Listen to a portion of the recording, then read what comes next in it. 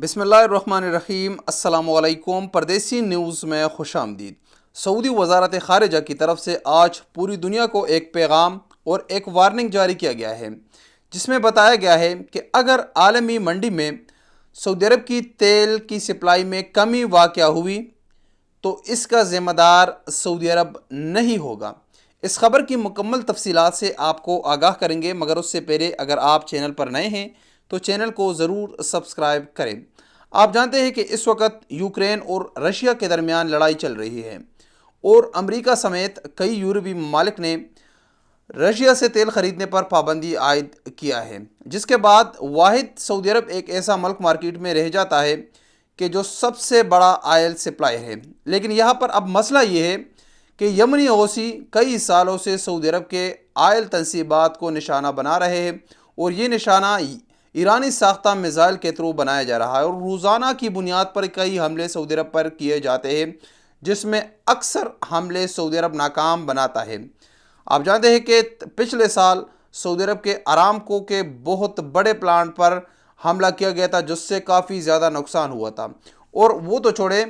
پرسوں سعودی عرب کے جدہ میں ارامکو آئل ڈسٹریبیوشن سٹیشن پر حملہ کیا گیا، جس سے ایک ٹینک کو نقصان بھی پہنچا ہے، لیکن الحمدللہ کوئی جانی نقصان نہیں ہوا ہے۔ اور یہ حملے روزانہ کی بنیاد پر یمنی حوثیوں کی طرف سے، جن کو ایران سپورٹ کر رہا ہے، ان کی طرف سے جاری ہے۔ سعودی عرب نے کئی بار پوری دنیا کو یہ پیغام دیا کہ آپ ان یمنیوں کو، ان دہشت گردوں کو آپ روک دیں اور اس کو ایک دہشت گرد تنظیم قرار دیا جائے، مگر دنیا کی طرف سے کچھ خاص رسپانس نہیں آ رہا۔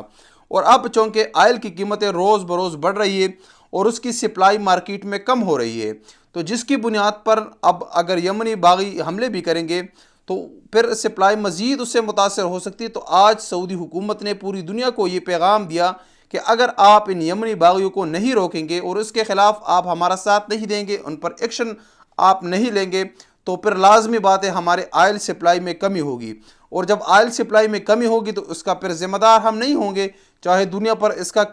جس قسم کا بھی اثر پڑے۔ یہاں پر میں آپ کو مزید ایک خبر سے آگاہ کروں کہ وال اسٹریٹ جرنل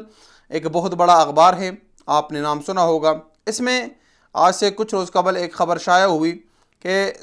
جو امریکی صدر ہے جو بائیڈن، اس نے سعودی پرنس محمد بن سلمان اور اماراتی اور اس طرح قطر کے کئی ممالک کے صدور کو، اعلیٰ عہدیداروں کو کال کیے، لیکن ان لوگوں نے ان کا کال ریجیکٹ کر دیا۔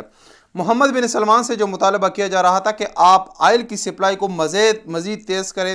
آئل کی پیداوار کو آپ مزید تیز کریں، کیونکہ امریکہ نے اس وقت رشیا کے آئل پر پابندی عائد کیا ہے، تو اس وجہ سے سعودی عرب کے آئل کی پرائز اور آئل کی ڈیمانڈ کافی زیادہ ہو گئی ہے،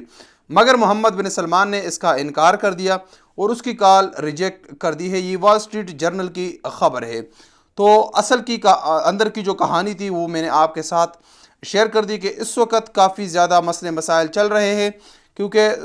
امریکہ سمیت کئی ممالک اب عالمی منڈی میں تیل کی کمی ہے، اس وجہ سے ریٹ بھی کافی زیادہ بڑھ رہے ہیں، مزید تیل کی طلب ہو رہی ہے، اور یہاں سے یمنی حوثی حملے کر رہے ہیں، تو اس سے سپلائی کافی زیادہ متاثر ہو سکتی ہے، جس کی مکمل خبر سے آپ کو آگاہ کیا۔ السلام علیکم ورحمۃ اللہ وبرکاتہ۔